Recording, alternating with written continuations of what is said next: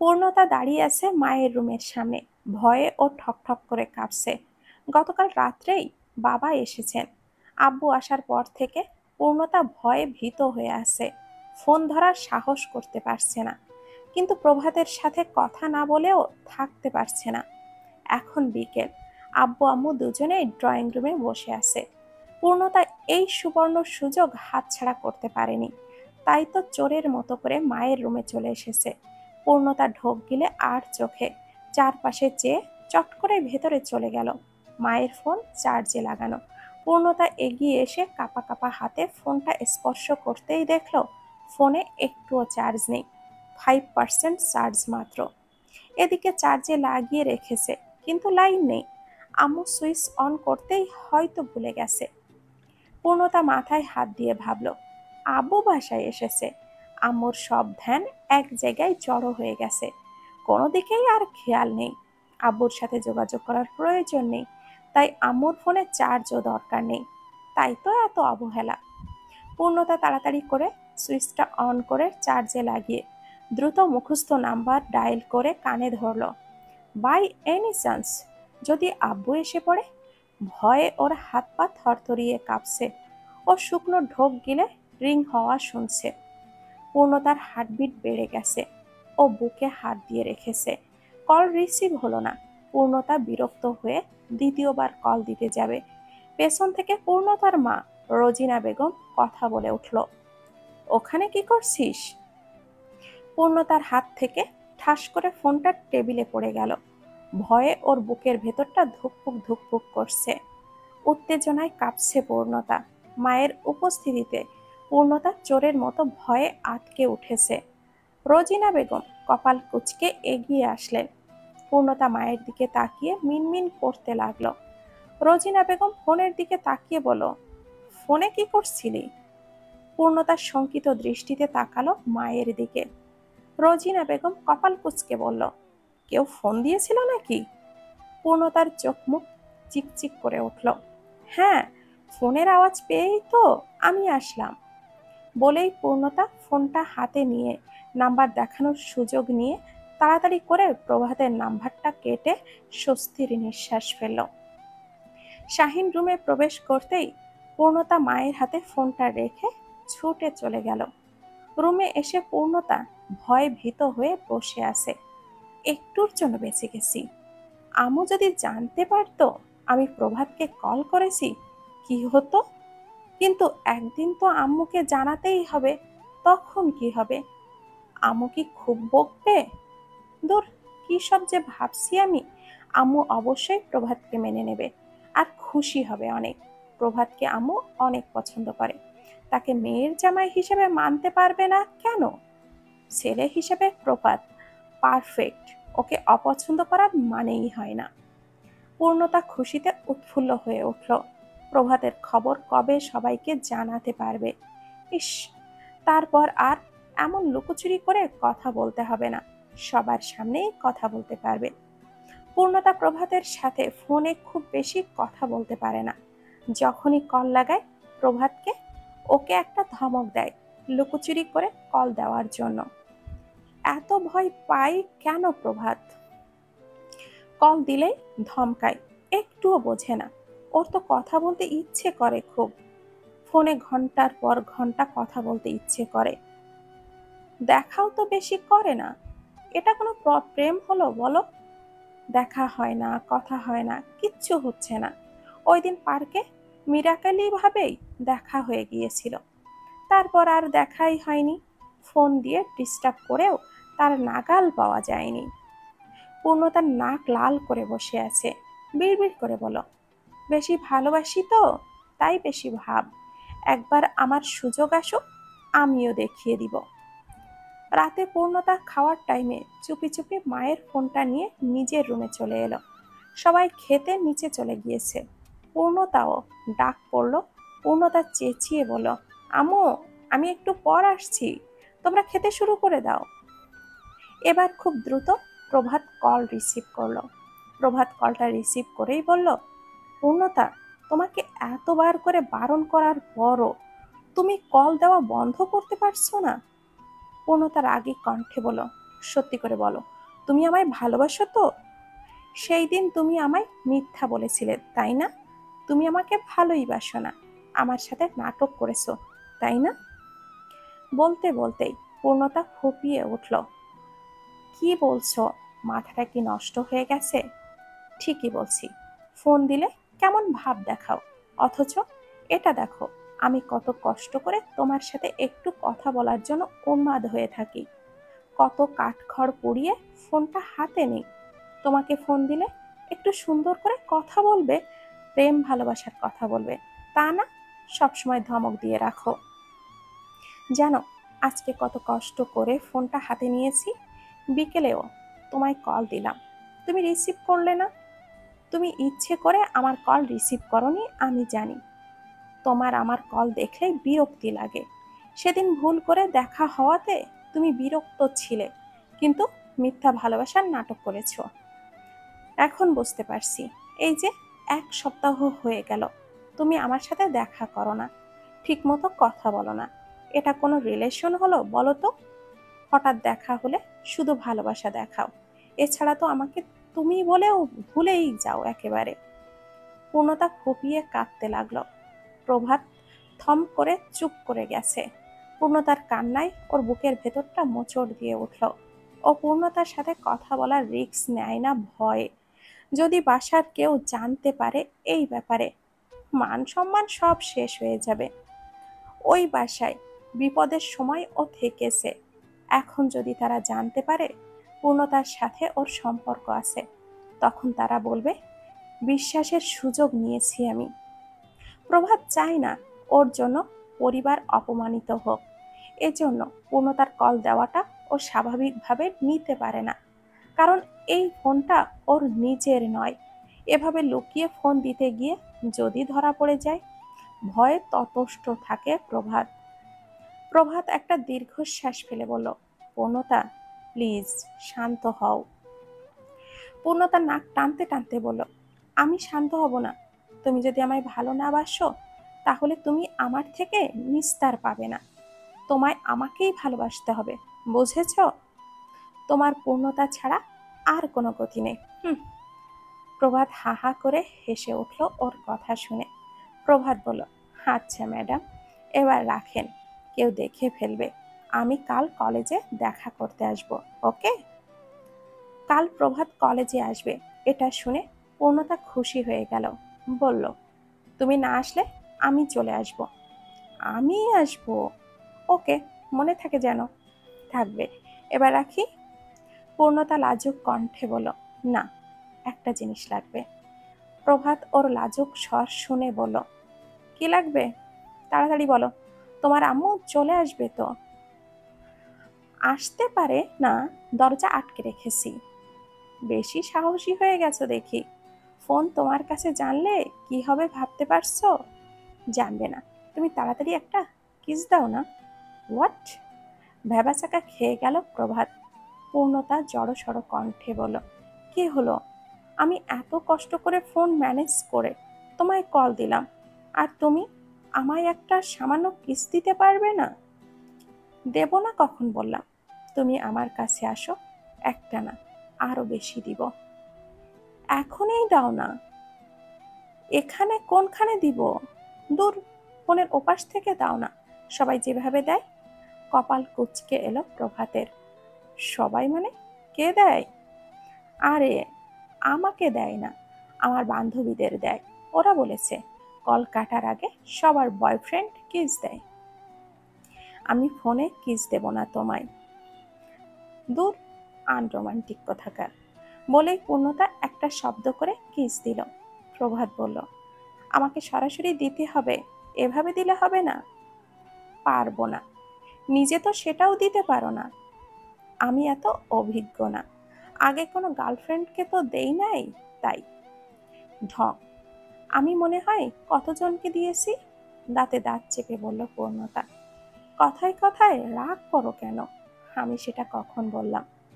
তাড়াতাড়ি কিস দিয়ে দাও, জেদি মেয়ে কোথাকার। হয়। পূর্ণতা তাড়াতাড়ি করে ফোনটা জায়গায় রেখে নিচে এসে দেখল খাওয়াও অর্ধেক হয়ে গেছে। তাড়াতাড়ি খেতে বসেই ওর বাবা ওকে ডেকে উঠল, পূর্ণতা।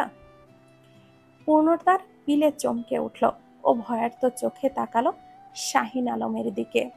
প্রভাতের সাথে লুকিয়ে প্রেম করার পর থেকেই পূর্ণতা ভয়ে ভীত হয়ে থাকে। কেউ ডাকলেই মনে হয় বকার জন্যই হয়তোবা ডাকছে। কি একটা অবস্থা!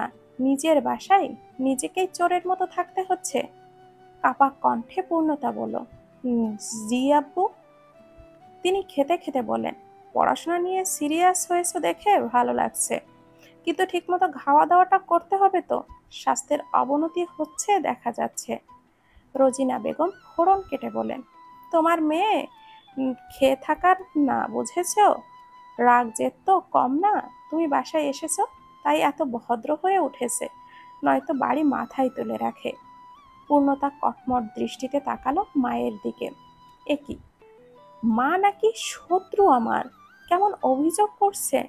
মা জানে না ও বাবাকে কতটা ভয় পায়। এসব বাবাকে বলার কি প্রয়োজন? রোজিনা বেগম বললেন, বাপকে দেখে সুশীল হয়ে গেছে। সারা বছর থেকে দেখো, ওর বাড়াবাড়িতে তুমি অতিষ্ঠ হয়ে যাবে একেবারে।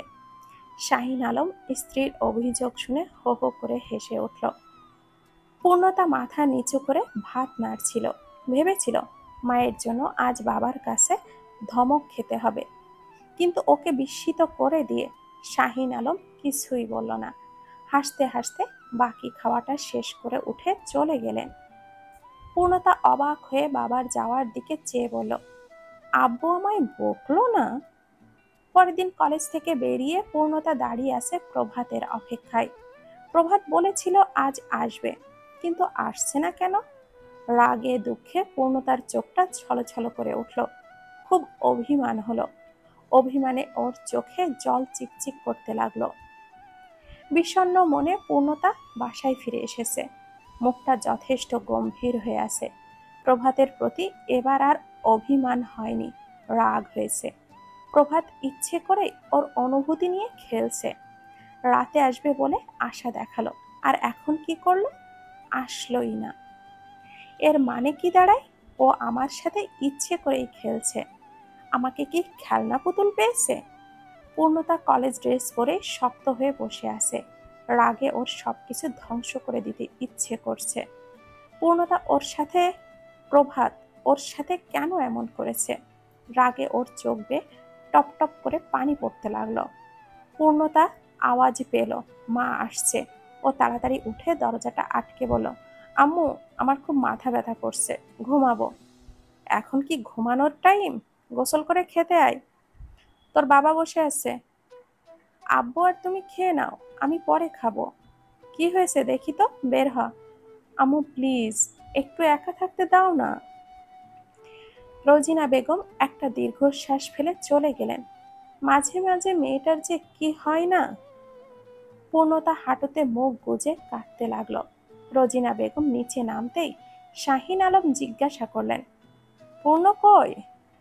পরে খাবে, তুমি খেয়ে নাও। শাহিন আলম মেয়েকে রেখে খেতে চাইছিলেন না, কিন্তু রোজিনা বেগম জোর করে তাকে খেতে দিল। পূর্ণতা কাঁদতে কাঁদতে ঘুমিয়ে পড়ল। ঘুম ভাঙল মায়ের ডাকে। ধড়ফড়িয়ে উঠে নিজের দিকে তাকাতেই আঁতকে উঠল। আম্মু এখনো এই অবস্থায় দেখলে সর্বনাশ হয়ে যাবে। পূর্ণতা তাড়াতাড়ি করে ওয়াশরুমে ঢুকে গেল। কোনো রকমে ঝর্ণা ছেড়ে গোসল সেরে দরজা খুলতেই ওর মা বললেন, কি হয়েছে? এত বেলা করে গোসল করলি কেন? আম্মু, ঘুমিয়ে পড়েছিলাম, আহ্লাদি কণ্ঠে বলল পূর্ণতা। টাইম মতো কি কিছু করেছিস কখনো? চড়াও কণ্ঠে বলল রোজিনা বেগম।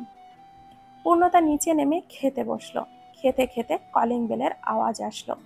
পূর্ণতা এদিকে ওদিকে তাকিয়ে কাউকে না পেয়ে বিরক্ত হয়ে দরজা খুলতে গেল।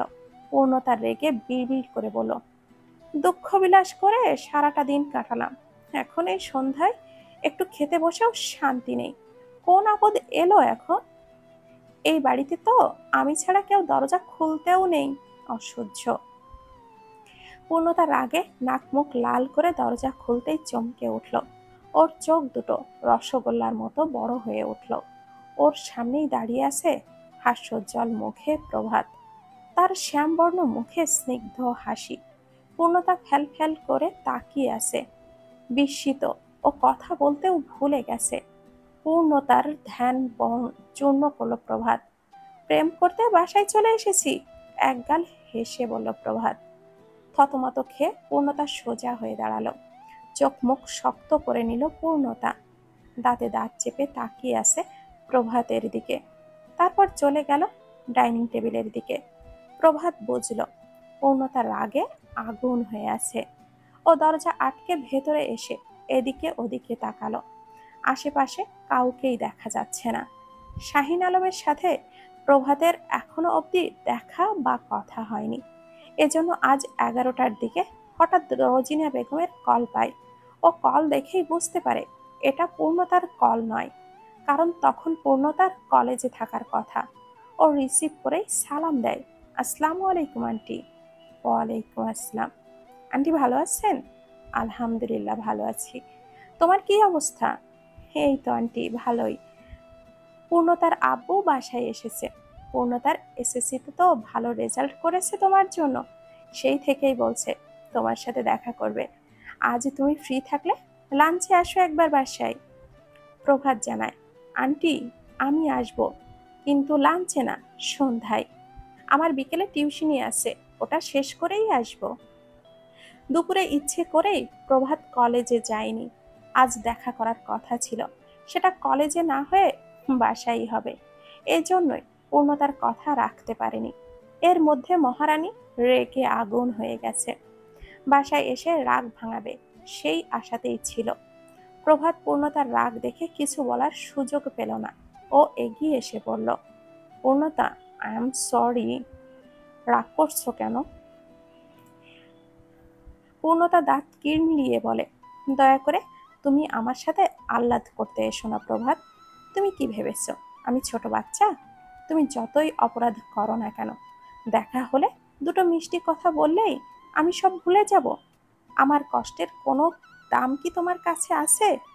কত সময় আমি দাঁড়িয়েছিলাম, তুমি আবার আমার মন ভেঙে দিলে। আমি আসতে চেয়েছিলাম, কিন্তু তোমার আম্মু হঠাৎ ফোন দিয়ে জানালো আঙ্কেল আমার সাথে দেখা করতে চায়। এজন্যই তো সন্ধ্যার পর যে টিউশনি ছিল ওটা আমি বিকেলে শেষ করেছি, যাতে এখানে এসে একটু বেশি সময় কাটাতে পারি। একবারও ভাবলে না একজন তোমার জন্য অধীর আগ্রহে অপেক্ষা করেছে? এত পাষাণ তুমি? চোখ টলমলো করে উঠল পূর্ণতা।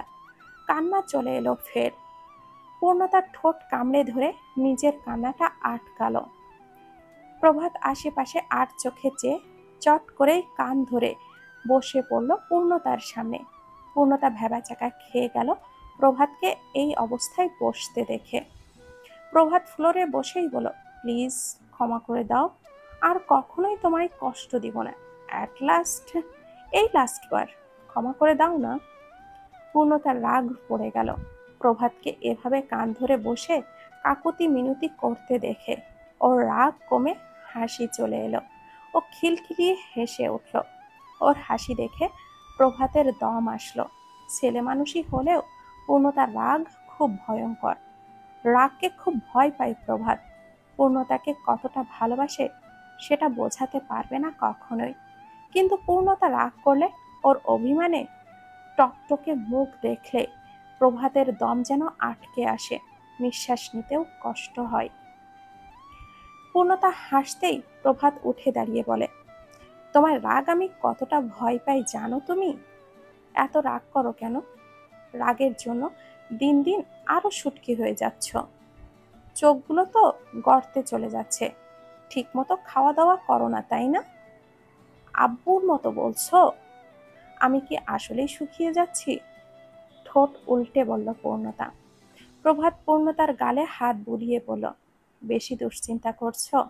আমি কি তোমার জীবনে দুশ্চিন্তা হয়ে প্রবেশ করেছি পূর্ণতা? পূর্ণতা কথা বলল না। প্রভাত ওর জীবনে রঙিন বসন্ত হয়ে এসেছে। প্রেমে পড়লে মানুষের চেহারা উজ্জ্বল হয়, রূপচর্চা করে, কিন্তু পূর্ণতার ক্ষেত্রে হয়েছে উল্টো। ও দিন দিন শুকিয়ে যাচ্ছে, চোখ গর্তে চলে যাচ্ছে, গায়ের রং ফ্যাকাশে হয়ে উঠছে। পূর্ণতা জানে এই সমস্যার কারণ। প্রভাত পড়াশোনায় ভালো, তার গার্লফ্রেন্ড ভবিষ্যতে বউ হবে পূর্ণতা। ওকেও প্রভাতের মতো ভালো স্টুডেন্ট হতে হবে। পরে যদি প্রভাত এর পরিবার ওকে অযোগ্য মনে করে, সেই নিয়ে দিন রাত দুশ্চিন্তায় থাকে। রাত জেগে পড়াশোনা করে, ঘুম কম হয়, এই জন্য চোখের নিচে কালো হচ্ছে। ঠিকমতো খাওয়া দাওয়াও হচ্ছে না। পূর্ণতা প্রভাতের থেকে একটু অবহেলা পেলেই খাওয়ার সাথে রাগ দেখাচ্ছে। প্রভাতকে দেখাতে পারছে না। অদ্ভুত পাগলামি করছে পূর্ণতা। প্রভাত যেদিন প্রথম ওকে জড়িয়ে ধরেছিল, সেদিন ছিল সবচেয়ে কষ্টের ও আনন্দের দিন। এরপর ওদের ঝামেলা পোহাতে হয়নি। টেস্টে ফেল করার জন্য ওর মতো গাধী স্টুডেন্টকে এসএসসি পরীক্ষায় বসতে দিবে না জানায় প্রিন্সিপাল স্যার। সেই বিপদে গার্ড হয়েই প্রভাত স্যার ম্যামদের সাথে কথা বলে তাদেরকে রাজি করায়। সাবজেক্টের প্রতি আলাদা টাকা দিয়ে ফর্ম ফিল আপ করা হয়। 3 মাস মন দিয়ে পড়াশোনা করে পূর্ণতা এসএসসিতে 4.74 পেয়ে পাশ করে। ওর মতো টেনে টেনে পাশ করা স্টুডেন্টের জন্য এই রেজাল্টটাই অনেক। সবাই ভেবেছিল ও কোনো রকম পাশ করবে, অনেকে তো ভেবেছিল ও ফেলই করবে। সবার আশায় জল ঢেলে দিয়ে ও ভালোই নাম্বার পেয়েছে। পূর্ণতা একটা হাসি দিয়ে বলল, এমনিতেই আমি তোমায় নিয়ে সব সময় শঙ্কায় থাকি। প্রভাত ভুরু কুঁচকে বলল, আমি তো আছি, আর থাকবো সব সময়। আমায় নিয়ে কিসের ভয় তোমার? জানি না, মায়ের খাবে, শাসনের সুরে বলল প্রভাত। পূর্ণতা ঠোঁট বেঁকিয়ে বলল, সেটাই তো। পারবে? আর কি পারবে? শুধু মারতে আর শাসন করতেই পারো, আদর আহ্লাদ করতে পারো না। 1 মাসের মধ্যে তোমার সেই আগের লাবণ্যময় চেহারা ফিরে না আসলে একেবারে খবর আছে। ফালতু দুশ্চিন্তা করে নিজেকে কাহিল করবে না। তুমি আমার সাথে ঠিক মতো দেখা আর সাক্ষাৎ করলেই আমি একদমই ফিট হয়ে যাব। তুমি আমার সব রোগের ঔষধ। আহ্লাদি কণ্ঠে বলল পূর্ণতা। প্রভাত দেখল সিঁড়ি ভেয়ে নামছে রোজিনা বেগম।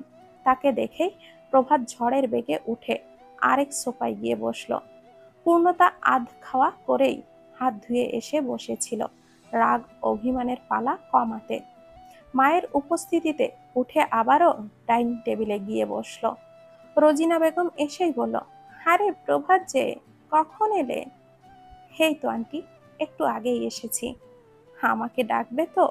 বলতে বলতেই তাকালো পূর্ণতার দিকে, তারপর বলল, এই পূর্ণ, প্রভাত এসেছে, আমাকে ডাকিস নাই কেন? আমি ডাকতে পারবো না। মেয়েটা এখনো সেই আগের মতোই ঘাড় তেড়া আছে।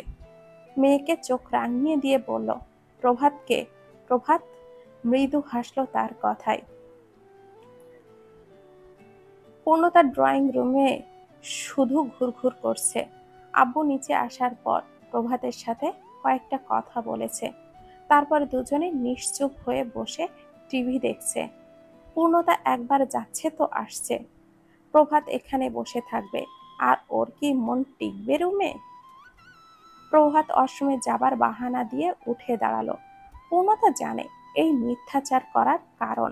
ও খুশিতে তাড়াতাড়ি করে কিচেনের সামনে এসে উপরে উঠে গেল। এতক্ষণ কিচেনে দাঁড়িয়ে উকি ঝুঁকি মারছিল। প্রভাত উপরে এসে দাঁড়ালো পূর্ণতার রুমের সামনে। পূর্ণতার মা কিচেনে আছেন। পূর্ণতা ছুটে এসে ওর সামনে দাঁড়ালো উচ্ছ্বাস নিয়ে। এত উকি ঝুঁকি মারছিলি কেন? একটুও ভয় ডর নেই তাই না? তোমার আব্বুর সামনেও এমন পাগলামি করতে ভয় করছে না? তুমি কি প্রতিদিন আসো? কতদিন পর এসেছো? একটুও মন ভরে দেখবো না আমি? এখন দেখো, 1 মিনিটটাই। আমার 1 মিনিটে হবে না, আহ্লাদি কণ্ঠে বলল পূর্ণতা। প্রভাত বলল, সারাদিন কথা বলে কি আর ভালোবাসা প্রকাশ করা যায় পূর্ণতা? দিনে একবার 1 মিনিট কথা বলেও শান্তি অনুভব করার নামই তো ভালোবাসা। সারাদিন চেয়ে থেকেও তুমি ভালোবাসা বুঝবে না, কিন্তু সপ্তাহে একবার দেখেও পুরো সপ্তাহ স্বস্তি নিয়ে অপেক্ষায় থাকাটাই তো ভালোবাসা। হয়েছে, তোমার কাব্যিক ভাব এবার বাদ দাও। প্রভাত ওর নাক টেনে বলল, ঝাঁসি কি রানী? আর নিচে নামবে না, আমি এখন চলে যাব। এখনই? 9টা বেজে গেছে, হোস্টেলে ফিরতে হবে তো। পূর্ণতা মুখ কালো করে ফেলল। প্রভাত চলে যাবে শুনে মনটা খারাপ হয়ে গেল। পূর্ণতা মলিন মুখে তাকিয়ে আছে প্রভাতের দিকে। প্রভাত ওর দিকে চেয়ে বলল, হাসি মুখে বিদায় দাও। এভাবে মুখ গোমড়া করে রাখলে আমার কি ভালো লাগে? প্রভাত, চলো আমরা বিয়ে করে ফেলি, তাহলে আর আমার মন খারাপ হবে না।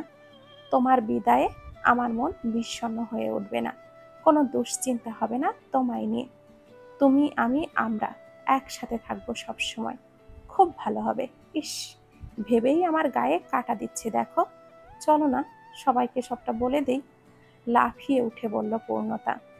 প্রভাত ওর মাথায় গাঁটটা মেরে বলল, কমপক্ষে আরো 3 বছর পর আমাদের বিয়ে হবে ইনশাআল্লাহ। এতদিন আমি কিভাবে থাকবো? এই, তোমার মধ্যে লাজুক ভাব নেই? না, আমি তোমার ব্যাপারে একটুও লাজুক না। আমি খুব করে তোমাকে চাই। কবে আমাদের বিয়ে হবে? আমরা এক ছাদের নিচে থাকবো। সেই দিন আমি সবচেয়ে খুশি থাকবো জানো? কোন দিন? যেদিন কবুল বলে আমরা এক হয়ে যাব। চলো না, আমরা বিয়ে করে ফেলি প্লিজ। প্রভাতের হাত ধরে বলল পূর্ণতা। প্রভাত বলল, তোমার বাড়িতে এসে এই যে এত আদর যত্ন পাচ্ছি না, এই খবর তারা জানতে পারলে আমাকে কি করবে জানো? পূর্ণতা দাঁত কেলিয়ে বলল, জানবো না কেন, সবাই তোমাকে তখন মাথায় তুলে রাখবে। বাড়ির একমাত্র মেয়ের জামাই বলে কথা। তুমি জামাই আদর খেয়ে মোটা হয়ে যাবে। তোমার পেটে এত এত বড় একটা ভুঁড়ি হবে। বলেই খিলখিলিয়ে হেসে উঠল পূর্ণতা। প্রভাত বিদ্রুপ করে বলল, জামাই আদর তো দূরে থাক, আমায় তখন ঝাড়ু পিটা করে একেবারে তাড়াবে তোমার আব্বু আম্মু। না বাবা, আমি ঝাড়ুর বাড়ি খেতে চাই না। পূর্ণতা মুখ বেঁকিয়ে বলল, যাও ভিতর ডিম। প্রথম দিনেই বুঝেছিলাম তুমি একটা হাবাগোবা ছেলে। অত সাহস তোমার নেই। থাক, আর ভয়ে আত্মা শুকিয়ে ফেলার দরকার নেই। আমি এক্ষুনি কাউকে কিচ্ছু বলবো না। প্রভাত পূর্ণতার কপালে চুমু খেয়ে চলে গেল। সময়টা আরো কিছুদিন পরের কথা।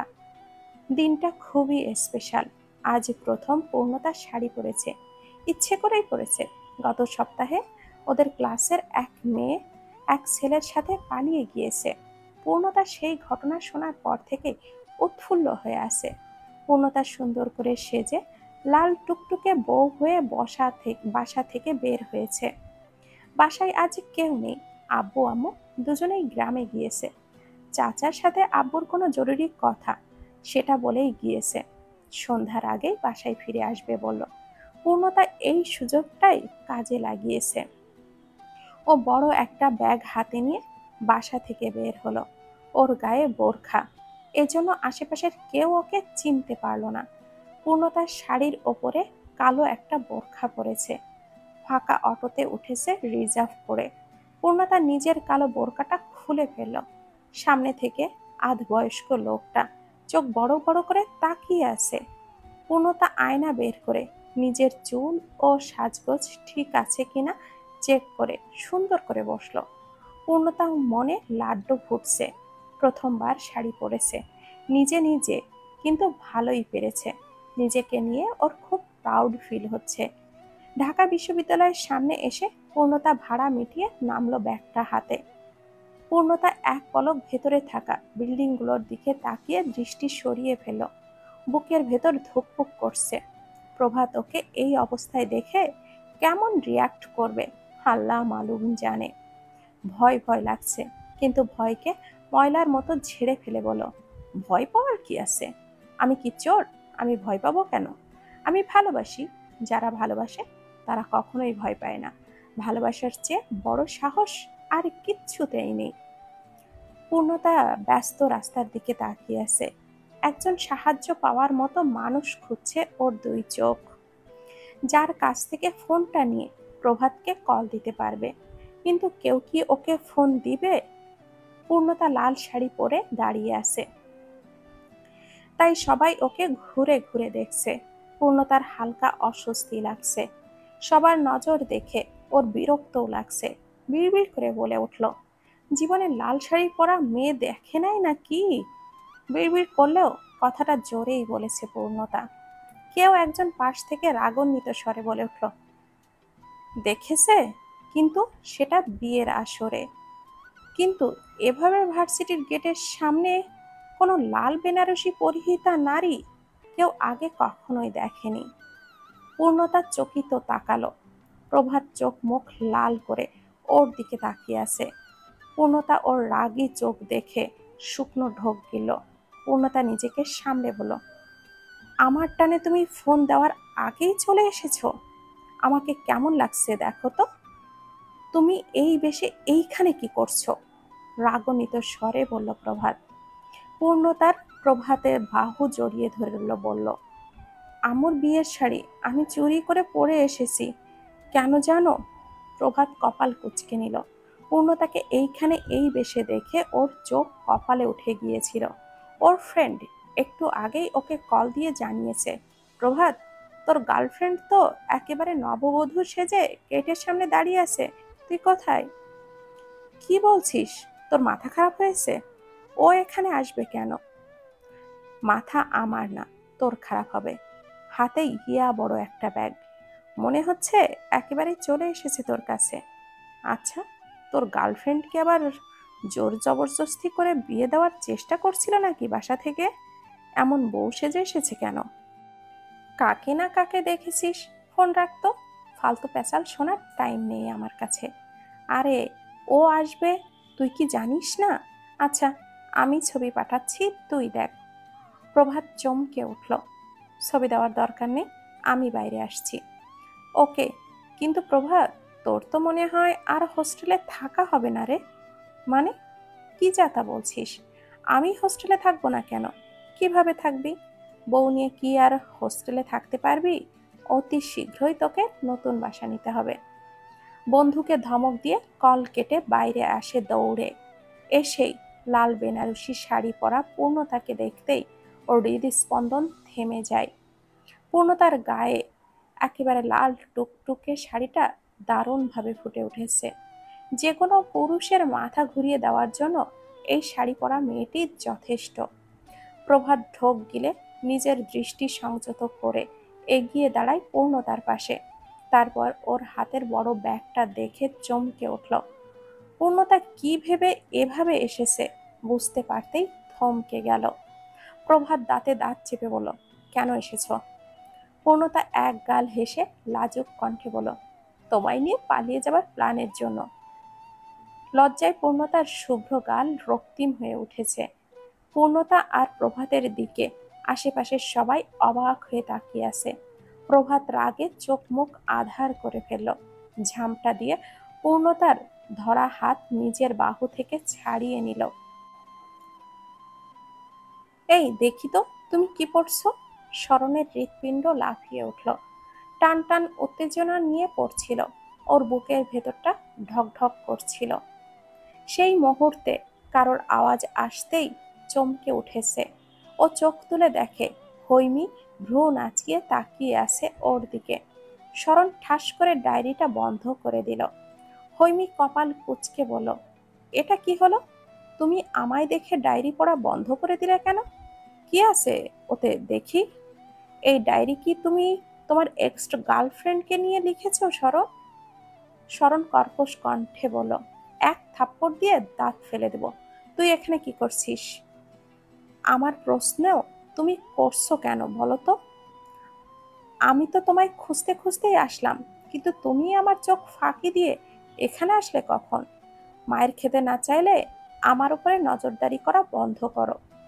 তোর কিন্তু অতিরিক্ত বার বেড়েছে। রাগে ফেটে পড়ল স্মরণ। কত ধৈর্য নিয়ে ডায়েরি পড়তে শুরু করেছিল, এই বেয়াদবটা এসে ব্যাঘাত ঘটালো। রাগে মন চাচ্ছে একে তুলে একটা আছাড় মারতে। ফাজিল কোথাকার। স্মরণ ডায়েরি নিয়ে নিজের রুমে পড়তে শুরু করছিল, কিন্তু ভালো লাগছিল না। তাই উঠে বেরিয়ে দেখে এই বেয়াদব চেয়ার পেতে ওর দরজার সামনে বসে ঘুমাচ্ছে। ওর হৈমিকে দেখে মন চায় চেয়ার সহ উল্টে ফেলে দিতে।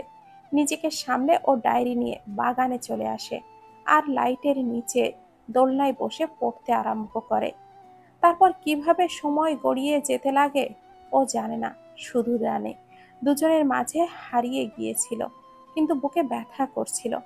যাকে পাগলের মতো ভালোবাসে তার সাথে আরেকজনের প্রণয় মুহূর্ত ওর অন্তর কেঁপেছে। পূর্ণতা লাল শাড়ি পরে প্রভাতকে বিয়ে করতে এসেছিল। তারপর কি দুজনের বিয়ে হয়েছিল?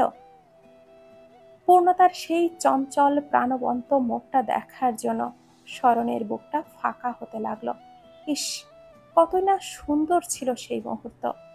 প্রভাত খুব লাকি, এমন একজন ভালোবাসার মানুষকে পেয়েছিল। প্রভাত এখন কোথায়? কেন তারা এখন আলাদা? কি হয়েছিল সেই চঞ্চল ছেলে মানুষই পূর্ণতার জীবনে? কেন সে এত কঠিন হয়ে উঠেছে?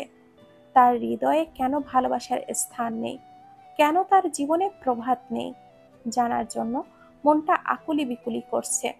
কিন্তু ওর পাশে খাম্বার মতো জহুরির নজর ফেলে দাঁড়িয়ে আছে হৈমি। ও একটা বিরক্তিকর নিঃশ্বাস ফেলে উঠে দাঁড়ালো। হৈমি চট করে ২ পায়ে এগিয়ে স্মরণের হাত থেকে টান দিয়ে ডায়েরিটা নিজের হাতে নিয়ে নিল এবং ডায়েরিটা খুলে বলল, দেখি তো কি আছে এই ডায়েরিতে। তুমি সব ফেলে রাত জেগে এটাই কি এমন পড়ছো? স্মরণ রাগে চোখ মুখ রক্তবর্ণ ধারণ করে ফেলল। হৈমিকে কষিয়ে একটা থাপ্পড় মারতে পারলে শান্তিতে থাকতে পারত, কিন্তু এই মেয়ে যে শেয়ানা, থাপ্পড় খেয়ে বাড়ি মাথায় তুলবে। এই মাঝরাতে সবার চিৎকার চেঁচামেচি শুনতে চায় না স্মরণ। ও হৈমির হাত থেকে ডায়েরিটা নিয়ে বলল, দেখ, আমার ধৈর্যের পরীক্ষা নিস না। বলেই স্মরণ গটগট পায়ে হেঁটে ভেতরে চলে এলো। সময়টা পরের দিন সকালের। স্মরণ বিরক্তিকর মুখে বসে আছে বসার ঘরে। সবাই গোল হয়ে বসে আছে। সবার কথার টপিকস হলো স্মরণ ও হৈমির বিয়ে নিয়ে। স্মরণ না কিছু বলছে তো কাউকে বোঝাতেও পারছে না, না কিছু করতে পারছে। সবাই চলে যেতেই মায়ের পিছু নিজেও মায়ের রুমে এসে ঢুকলো। তারপর দরজা আটকে বলল, মা প্লিজ এসব বন্ধ করো। আমি কিন্তু আমার ধৈর্য ধরে রাখতে পারছি না। চুপচাপ সবার সাথে শপিং মলে যাও। হৈমি ও নিজের জন্য বিয়ের ড্রেসটা পছন্দ করে নিয়ে আসো। স্মরণ চট করেই মায়ের পায়ের কাছে বসে পড়ল। মায়ের পা দুটো জড়িয়ে ধরে বলল, মা, আমি তোমার পায়ে পড়ছি, তুমি আমায় এভাবে শাস্তি দিও না। প্রথমেই যদি তুমি এমন কঠিন আচরণ করতে আমি মানতে পারতাম, কিন্তু এ তোমার কোন রূপ? আমার মা তো এমন না। তার কাছে সবার আগে তার ছেলে। আমি যেদিন পূর্ণতাকে একা পছন্দ করে বাসায় ফিরে বললাম, সবাই দ্বিমত করলেও তুমি আমার পক্ষে ছিলে। আমি তোমার পারমিশন নিয়েই ঢাকা গিয়েছিলাম। আমি এখন আর ফিরে আসতে পারবো না, মা। তখন তুমি দুটো ধমক দিলেই আমি হয়তো মেনে নিতাম, কিন্তু এখন আমি অনেক দূরে চলে এসেছি। পূর্ণতা আমার নিঃশ্বাসে প্রশ্বাসে মিলে গেছে। আমি ওকে ছাড়া কিভাবে থাকবো? ওকে ছাড়া আমি এক সেকেন্ডও থাকতে পারবো না, মা। ও আমার অক্সিজেন হয়ে উঠেছে। ওকে আমি খুব ভালোবাসি। ওর জায়গায় আমি কাউকেই বসাতে পারবো না। হৈমিকে তো নয়। স্মরণের বাবা ইব্রাহিম হোসেন দরজা ধাক্কা দিতেই স্মরণ দরজা খুলে দিল, উঠে চলে গেল। ইব্রাহিম হোসেন ছেলের যাওয়ার দিকে চেয়ে স্ত্রীকে জিজ্ঞাসা করলেন, কি হয়েছে? সোমা বেগম একটা দীর্ঘশ্বাস ফেলে বলেন, ভালোবাসা মানুষকে পাগল করে দেয়।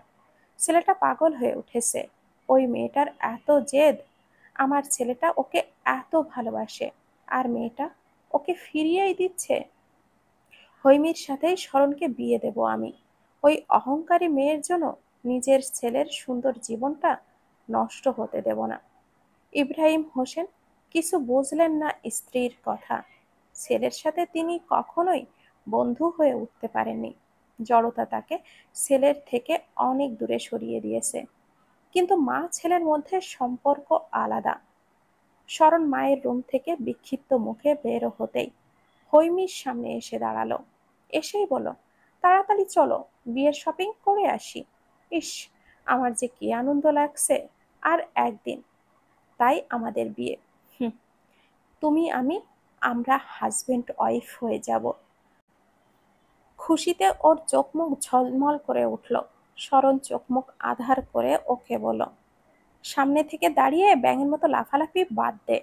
মেজাজ খারাপ হচ্ছে তোকে দেখলে আমার। মুখ কালো করে ফেলল হৈমি। তোমার আমার মতো উপযুক্ত মেয়ে পছন্দ নয় কেন বলো তো? তুই আমার কোনো দিক থেকেই উপযুক্ত নস। তুমি দেখার মতো চোখ দিয়ে দেখলেই তো দেখতে পেতে আমি তোমার জন্য কতটা পারফেক্ট। তুমি তো আমায় ভালো করে চেয়েই দেখো না। এতই যখন বুঝিস, চেয়ে দেখি না। তাও কেন বিয়ের জন্য লাফালাফি করছিস বলতো? তোর কি আমার মতো একজনকে বিয়ে করা উচিত যে অন্য আরেকজনকে ভালোবাসে, তোকে পছন্দ করে না? আমাকে বিয়ে করে তুই কষ্ট ছাড়া কিছুই পাবি না। হৈমি বলল, তবু আমি তোমাকেই বিয়ে করতে চাই। স্মরণ রাগে ক্ষোভে ফেটে পড়ল। ঠাস করে হৈমিকে চড় মেরে বসল। হৈমি থাপ্পড় খেয়ে ভ্যাভ্যা করে কেঁদে উঠল। তুমি আমায় অযথা মারলে কেন? কান্নারত কণ্ঠে বলল হৈমি। অযথা মারিনি। কি করেছি আমি যে তুমি আমায় এভাবে মেরে কাঁদিয়ে দিলে? তোর চরম অপরাধ। তুই আমায় বিয়ে করতে বেশি লাফালাফি করছিস। তোর মাথা থেকে বিয়ের ভূত নামা না পর্যন্ত আমার হাতের থাপ্পড় খাবি। যতই মারো, আমি তো বিয়ে করেই ছাড়বো। আয়, আরেকটা মারি তাহলে। বলেই স্মরণ আবারও হাত উঁচু করে নিল। হৈমি লাফিয়ে উঠল, এক দৌড়ে চলে গেল। দাঁড়িয়ে দাঁড়িয়ে থাপ্পড় খাবে এত বোকা নাকি ও? জোর করে স্মরণকে নিয়ে সবাই শপিং মলে এসেছে। শপিং মলে এসে স্মরণের দেখা হলো দিদানের সাথে। লাস্ট যেবার দেখা হয়েছিল দিদানের স্বাস্থ্য ভালো ছিল, এখন একদমই রোগা হয়ে গেছে। দেখেই স্মরণ এগিয়ে এসে কথা বলল, আরে কি অবস্থা ভাই আপনার? দিদান চমকে উঠল। গতকালকেই থানা থেকে ছাড়া পেয়েছে। কম কাঠখড় পোড়াতে হয়নি ছাড়া পেতে, কিন্তু ছাড়া পেয়েছে। অনেক দিন পর থানার বন্দি জীবন থেকে মুক্তি পেয়ে একটু ঘুরতে বের হয়েছিল। কি মনে করে যেন মলে ঢুকলো। হঠাৎ কারোর কথায় চমকে উঠে দেখল মিস্টার শরণের হাসি মুখে দাঁড়িয়ে আছে। শরণ সেই ছেলে যে আয়রাকে দেখতে যায় এবং পূর্ণতা বাসা থেকে চলে যাবার পর ও যখন বন্ধুর বাসায় শশীকে নিয়ে 2 দিন থাকতে উঠেছিল, হঠাৎ এই লোকটা ওর কাছে ফোন করে জরুরি তলব করে ওর সাথে দেখা করতে চায়। দিদান আর শরণ একটা রেস্টুরেন্টে দেখা করে। দিদানের কাছে শরণ পূর্ণতার সম্পর্কে জিজ্ঞাসা করে, আপনি মিস পূর্ণতার কি হন সম্পর্কে? ক্ষেপে যায় দিদান। পূর্ণতা তখন ওর জীবনে বড় একটা সমস্যা ছিল। ওর জন্য ওকে বাসা থেকে বিতাড়িত হয়েছে। রাগে ওর চোখ মুখ কঠিন হয়ে আসে।